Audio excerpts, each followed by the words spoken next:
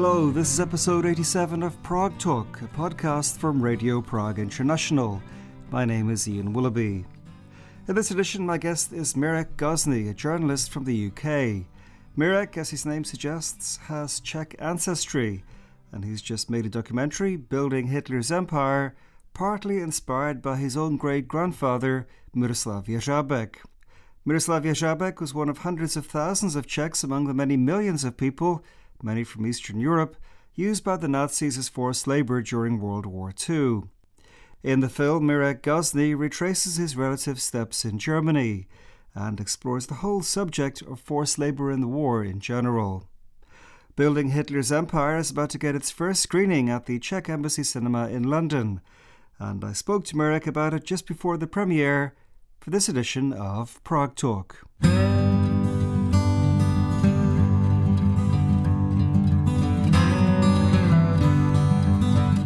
What was it that first made you want to make this film about forced labour? Growing up, I knew bits and pieces from my great-grandmother about, her experiences in the war and what was Czechoslovakia and my great-grandfather's, but I just never paid it as much mind as I probably would have in hindsight. I vaguely knew that he'd been sent to Germany in some capacity. I never really thought what, but literally just going by a box of musty old photographs in my grandmother's cellar, I started to sort of piece things together, and it led on this massive journey, and I just became fascinated with it. What exactly did your own great-grandfather Miroslav Jeřábek go through? Oh, you pronounce that better than me. I sort of explore that in the documentary. It's very interesting looking at the Nazis, how they define their racial hierarchy, because there are certain groups like Western Europeans who they had more respect for, perhaps, and treated them a bit better. Then you have the other end of the spectrum, so people from the East and, former Eastern Bloc who they treated appallingly. But Czechs were in a weird middle ground, because people like Heydrich and Hitler hated the Czechs, but then they did treat them better than people further east. So to be honest, I think as he was a skilled worker, and I understand he spoke German fluently because they learnt in school at that time. So, and he was quite a clever bloke. So I think he managed to land in his own trade. He went to work as a mechanic in Germany, which is what he did anyway. So he was quite fortunate. Not everyone got to do that. And from the evidence I can see, I think he largely kept his head down, and he was quite fortunate. I think he probably didn't have the worst experience, but it's honestly a spectrum, because then you talk to other people who, their relatives were clearing up air raid damage in Berlin, and obviously they had a completely different experience. So that's something that was quite important, Ian, as well. I wanted to show, and I particularly do it towards the end of my documentary, where obviously it was overall a negative experience. No one wanted to be there, and their lives were constantly at risk. But these were young people, so when they could, they did try to have some fun. They were trying to make the best of a horrible scenario. So there are old pictures I found in his collection of him and presumably Czechs, but not necessarily people he was working with, and they're just mucking about with a camera, posed in front of vehicles, because why wouldn't you if you're 21? And so I think that was important. And then reunions in subsequent years, I thought that was very interesting, because you would assume there's that kind of deep set trauma that no one would want to talk about this and move on. But I understand at least 5 occasions he did meet up with people he went to Saalfeld with well into the 80s. When you speak about the kind of different classes of forced laborers, that also had a knock-on effect in terms of, well, how much they might have got paid, and also how much they even got to eat. Certainly, yeah. There's a German historian, Mark Spoer, who studied this quite a lot, actually. And I noticed this in Mirek's case as well, that, a Czech's sort of ranking on the sort of racial ethnic hierarchy did kind of correspond with their socioeconomic status, because he was paid not very well, less than the average German worker, but he was certainly paid a lot better than, say, a worker from Russia. Also, you say in the film that initially the Germans, the Nazis, were hoping to encourage people to voluntarily come from states they had taken over to work in Germany, but that didn't work. Therefore, they started using forced labor. That's correct, yeah. So certainly after their failed campaign on the Eastern Front, the sort of thing we're talking late 1941, basically too many Germans were going off to war, so they ran out of people to work, basically. So that's when they actually turned it into forced labor. But I definitely wanted to address that a bit before. I think that's very important because there's certainly, and again, interviewing people whose, family, granddads or grandmas were, forced laborers, there was certainly a black mark on these people who had actually volunteered initially. They were kind of shamed and called collaborators and Nazi lovers. But, the way the Nazis had kind of made these conditions in the occupied territories made it such a recession and so unemployable that, that all these young people just couldn't do anything. So they kind of engineered it to tempt them to go to Germany, but then it did catch up with these people, and the communists in particular, once they took over in Czechoslovakia and other Eastern Bloc countries, they went really hard on them as well. They just sort of saw them as conspirators, which I really wanted to address because I just thought that sort of makes no sense, and it's a horrific way to treat people who have obviously they've lost their best years in this war. So a lot of them died as well. So I think that's largely what I also wanted to show with this, that in a conflict of this scale and a human rights abuse of this scale, no one comes off completely untarnished. What was the difference between forced labor and slave labor?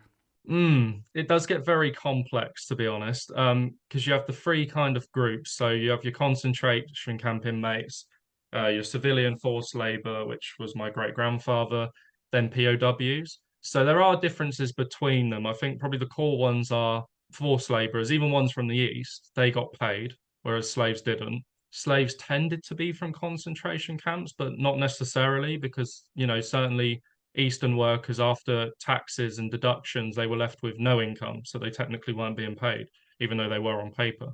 In theory, forced laborers supposedly had a right to complain and had employment rights. I very much doubt that happened in practice. If a Czech worker went complaining to his boss, I don't think that would have ended particularly well. And also, certainly in the voluntary part of the start, which was only for civilian foreign workers, they did have some say. They could revoke their contract and they could have leave. That did change a lot during the war. I know in particular Fritz Zalkal did clamp down on that because I think where a lot of workers were going home when the bombing started, they weren't coming back. So I think gradually everyone's rights, including Czechs, sort of did get worse during the war. It's also interesting that they were based in places that were being bombed by the Allies. But one thing also I wanted to ask you about was what happened to female forced workers when or if they got pregnant? Yeah, to be honest, that was one of the most disturbing things I came across. So I think it was Zalkal in late 1942. He set up special maternity facilities, basically to stop pregnant women being sent home. But a lot of these women were subject to abortions, or their offspring, if they were, genetically inferior, they were killed, or they were rehomed with German families to Aryanize them. I think that was what was interesting about this as well, that it did affect men and women in the way, certainly with the East as well. The Nazis didn't discriminate by age, gender, they took everybody. So, certainly from as far east as you can go, like Russia, they had girls 13, some a lot younger. There wasn't any kind of regulation with this. Supposedly there was supposed to be, but it never happened in practice. And certainly with the East again, that a lot of women were kidnapped and deported to the Reich as prostitutes as well for German officers, and even for forced laborers brothels as well. So yeah, no, it's interesting. In a weird way, they didn't discriminate in this regard. No one got away unscathed. One thing that I found quite eye popping in your film, which I hadn't known, or if I had known, I forgot it, was that some of these forced laborers at the end of the war were sent back to the Soviet Union against their will. Yeah, it was a little bit of a departure from sort of the topic I was exploring, but once I sort of got onto it, I thought, well, I have to address this. It was called Operation Keyhole. It was something it was in discussion for quite a long time. I think since the very early days of the war, there was a discussion about what do we do with, people from Russia and the Eastern Bloc who are refugees here. And I think it was largely formalized at the Yalta Conference. So they basically agreed, Churchill, Stalin, Roosevelt, that they would send these people back to Stalin, and it often did happen by force. I certainly didn't know about this straight away, and it was actually interviewing Radim Pavlik, who's the grandson of one of the forced laborers in my documentary. It was his wife's grandmother who was affected by this, so he started talking about that as well, and that's when I was kind of like, oh wow, there's this other dimension to this I didn't realize, because I'd heard reports of this, sort of after the war in these small villages that Russians were rounding up Ukrainians. And I was sort of like, why? Why was that the case? After the war, a long time after the war, there was eventually some compensation, at least for some of these forced laborers. That's right. Yeah. I mean, the whole reparation or compensation process is quite fascinating how it started and evolved, to be honest, and how it involved, well, pretty much the whole world at that point. Whoever had survived, they'd emigrated all over the world. So there was a lot of ex-laborers living in America and Britain. It's a difficult one. I mean, I try and show different points of view because obviously a lot of German companies working in the 90s, 2000s, and now they had this hanging over their heads that their, predecessors had actively used forced labor in the war. And it was causing them problems with doing business in Germany and certainly the States. But at the same time, obviously, there was all these victims, the ones who were still alive, who had never received any recognition or any money. To be honest, for a lot of them, I think, I mean, who wouldn't want a few €1,000? But I think by that point, they just almost didn't care. I think didn't even look to apply because I think there was a Polish worker who said something like, "Are you really going to give me €3,000 for 4 years of lost income?" But certainly, I think that money would have been very useful for workers from more deprived areas of Eastern Europe, and they never got it. It was a very complex process, and I think to this day, I think there would be quite fierce views on what it actually accomplished. But I think for most labourers, I think it would be fair to say they were just appreciative of the fact they had finally got some recognition after, 40, 50 years. The money was great, but I think it was more they just wanted to be acknowledged and people to know what they went through. My final question, Mirek, you say this is a largely forgotten war crime. Why do you think it has been forgotten? I think a lot of it was to do with the communists. I think the way they treated people, certainly in Czechoslovakia, when after the communist coup in 1948, they sort of saw a lot of these people as, like I said, collaborators or even cowards. They weren't war heroes. They weren't communist resistance fighters. They were seen as the cowards who went off to work for the enemy. So they kind of came back with their, tails between their legs. And I think it's just an element as well. I think it was just the character of that era. People were more stoic. I think people just kind of got back to normal life, tried to pick up where they left off and moved on. And, it wasn't discussed in film, society, academia for the best part of 40 years. So I think people moved on. And I think that only changed once the Cold War ended and the Soviet Union collapsed. I think people finally started looking back and actually asking these difficult questions.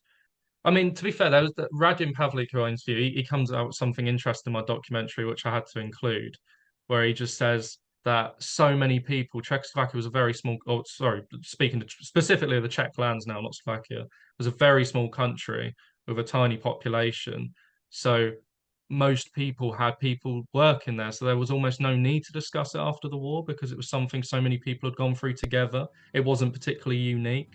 So I think, I'm sure if I spoke to my great grandfather now, if he was alive, he probably would look back and think, oh yeah, it was just a couple of years I had to work in Germany. I don't think they would see it as such a big deal, really.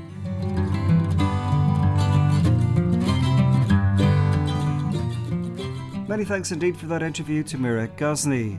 Mirek will be releasing the documentary in 3 installments on his website, www.mirek-gosney.com.